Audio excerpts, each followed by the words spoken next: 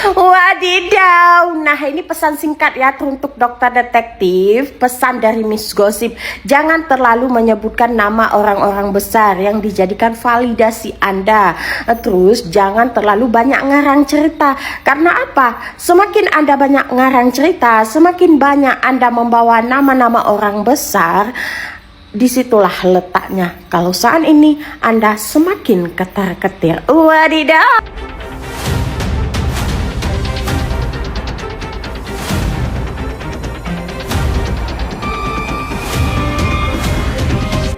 Jadi kasus ini bukan sembarangan, kita juga akan terus mengungkap kemungkinan indikasi ada tindak pidana pencucian uang dalam indikasi mafia skincare. Gue setuju sama statement ini karena gue ngeliat di luar sana orang-orang masih ngelihat hal ini hal yang sepele, ini kasus-kasus sepele karena mereka menganggap atau bahkan mereka tergiring opininya sama bujur-bujuran mereka bahwasannya ini kasus persaingan bisnis, bukan kasus besar yang kita perlu memberikan atensi di kasus ini. Kenapa gue bilang kasus mafia skincare ini adalah kasus besar? Karena kasus mafia skincare ini konsumen menjadi pihak yang sangat paling dirugikan secara langsung. Secara tidak sadar ini bisa saja menimpa saudara lu, temen lu, orang tua lu, adik lu, kakak lu yang ditipu sama produsen-produsen skincare dan mafia-mafia skincare yang mereka bilang ini bahwasannya mengandung A ternyata mengandung B, yang katanya mengandung tomat putih ternyata mengandung jeruk putih. Jadi gue mau ngajak kalian semua untuk menggunakan kacamata bahwasannya kasus ini adalah bukan kasus persaingan bisnis, tapi ini kasus yang merugikan banyak konsumen di Indonesia. Ini gue persimpel ya, kalian pernah tahu kan kasus pengoplosan Pertamax Pertalite itu kan? Nah, kurang lebih ini kasusnya mirip seperti itu. Adalah sama-sama kasus yang melanggar Undang-Undang Perlindungan Konsumen. Si produsen atau si penjual menipu jutaan konsumen di Indonesia. Jadi kalau masih ada yang bilang ini kasus persaingan bisnis, sini duduk sama gua ngobrol kita bareng di sini. Jadi gue minta bantuan kalian semua untuk mengawal kasus ini agar tidak ada oknum-oknum berikutnya, agar tidak ada korban-korban berikutnya yang dikriminalisasi. Nah, gimana? Gampang kan? Teror dan ancaman baik di media sosial maupun ancaman langsung. Sebelumnya izin stage, anyway yang belum kenal salam kenal, aku Dr. Deka, dokter kecantikanmu dari Jakarta. Dan apa yang dibilang oleh Ibu Rika itu benar banget dan itu nyata kejadian banget sama aku sendiri dan mungkin beberapa teman-teman influencer, teman-teman dokter yang tahun lalu sempat viral dan mungkin teman-teman juga sebenarnya bertanya dan mungkin juga udah tahu kenapa aku selama setahun ini tuh benar-benar vakum untuk bersuara, vakum untuk memberikan konten-konten edukasi, karena jujur aku juga udah sempat bilang ke Doktif, Kak, aku kayaknya kena mental deh, dia bilang gitu. Aku bilang gitu, aku nggak sekuat kakak, itulah intinya mental aku, karena jujur teman-teman kalau boleh tahu, ada yang nge-DM aku, ada yang ya tahulah, ada yang bikin aku untuk memilih diam karena banyak yang aku jaga dan aku cinta damai, nggak mau bermusuhan dengan siapapun itu. Padahal awal kita muncul itu sebagai seorang yang independen, tidak ada yang menunggangi, dan pure niat kita adalah untuk edukasi teman-teman semua terkait skincare yang berbahaya, terkait skincare yang abal-abal, yang membahayakan kulit teman-teman itu. Tapi teman-teman tahu sendiri setelah berjalannya waktu banyak yang menunggangi bla bla bla segala macem, sampai titik baliknya itu adalah kasusnya Nikita Mirzani. Waktu Nikita Mirzani sudah ditetapkan menjadi tersangka, nah di situ aku juga udah titik balik.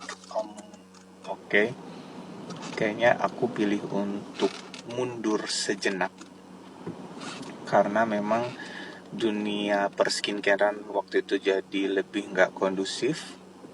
Tapi aku sangat hormat, salut pada Doktif. Dia benar-benar fight sampai sekarang pun fight independen, dan memang aku kenal Doktif itu, Doktif memang tujuannya untuk kita semua masyarakat Indonesia gitu ya. Kenapa misal teman-teman bertanya kenapa Dok Deka sampai vakum dan diam dan segala macam, yaitu tadi jujur apa yang dibilang Ibu Rika itu benar, ada intimidasi, ada ya yang membuat hati aku memilih untuk Oke, aku berhenti sejenak karena udah nggak kondusif, banyak yang harus aku jaga, jadi aku memilih diam. Tapi semakin kesini, alhamdulillah Bu Rika juga ini sudah bersuara. Memang kita ini tuh tujuannya baik, untuk mengedukasi masyarakat, memberitahu teman-teman semua gimana terkait kesehatan kulit, gimana produk-produk yang baik yang harus teman-teman pakai gitu ya. Cuman di balik itu semua, misal ada yang menunggangi, itu yang aku sedih sebenarnya. Menunggangi dalam artian banyak hal ya guys, termasuk misal kalau boleh bicara kasusnya Nikita Mirzani, kalau boleh aku berpendapat, mohon izin, kenapa Nikita Mirzani sampai bisa masuk penjara? Titik baliknya adalah 4 miliar itu. Andai saja Nikita Mirzani itu tidak menerima uang tersebut dan memang pure untuk mengedukasi dan fight untuk teman-teman semua masyarakat Indonesia, mungkin kejadiannya nggak seperti ini gitu ya.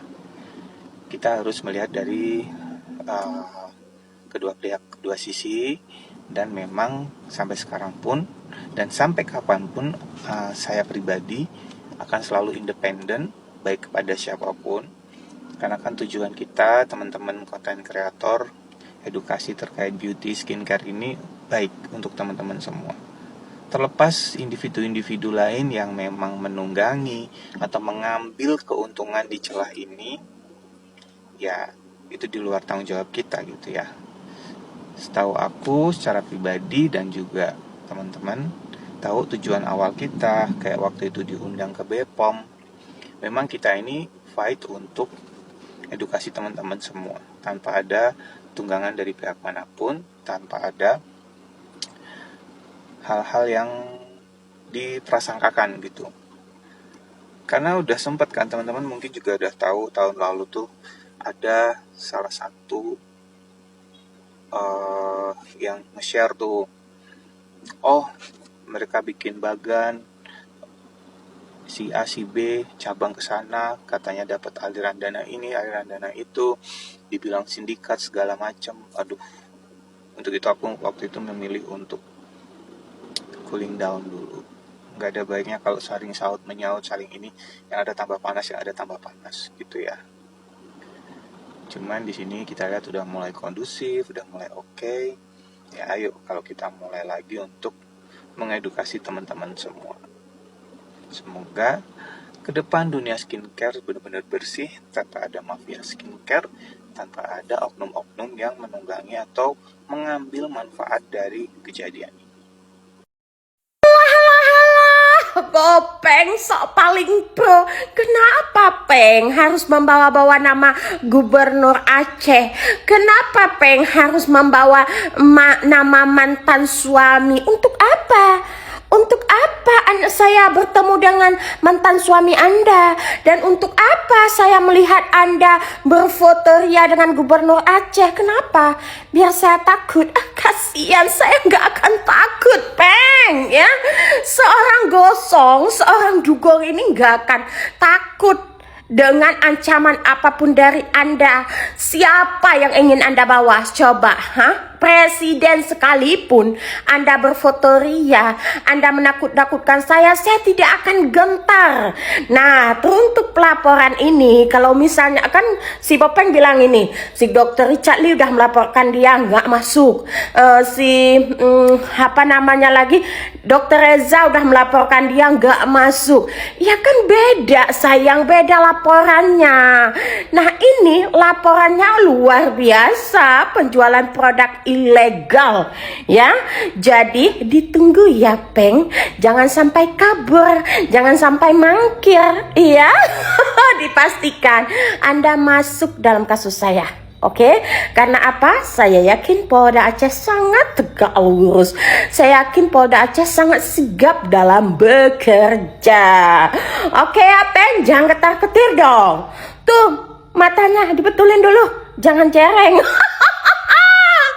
Oke, untuk dokter detektif, jangan haus validasi. Kalau haus minum sayang, kalau panas kipas sayang, oke?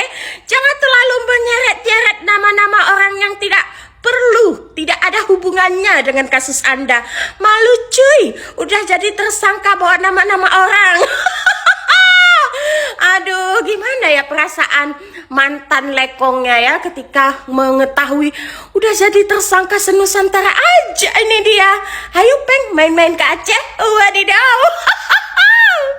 Wadidaw. Nah, ini pesan singkat ya untuk dokter detektif. Pesan dari Miss Gosip, jangan terlalu menyebutkan nama orang-orang besar yang dijadikan validasi Anda.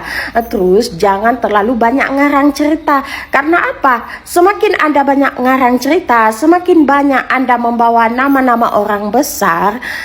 Disitulah letaknya. Kalau saat ini Anda semakin ketar-ketir. Wadidaw. Ups, lupa. Belum tentu juga nama orang-orang yang Anda seret tersebut menerima namanya disebut sama tersangka Samira Bopeng. Wadidaw. Pembelanya dokter itu adalah orang-orang yang smart. Kalau pembelanya Sinepos itu paket C, membaca aja sulit. Yang dilepeh sama Bepom, yang bayarnya 1,3 M di sekolahin, tapi ternyata ditilep duitnya. Itu Rose, ART Rose, ya. Dia nilep duitnya Bepom 1,3. Ya kan? Gerombolannya si lawyer Willy Salim, SPDP aja, surat pemberitahuan dimulainya penyidikan nggak ngerti, pada dia lawyer. Gerombolannya kayak gitu, gerombolan yang uteknya kurang 1 kilo alias nggak ada utek gitu ya. Jadi itu mereka. Tapi kalau yang dokter kayak begini nih, dia bikin skripsi, ya kan, pinter. Nanti dokter ingetin dokter ya, nanti kamu itu di screenshot, nanti biar nanti dicari identitasnya, nanti kita kasih yang namanya koper berisi skincare dari dokter.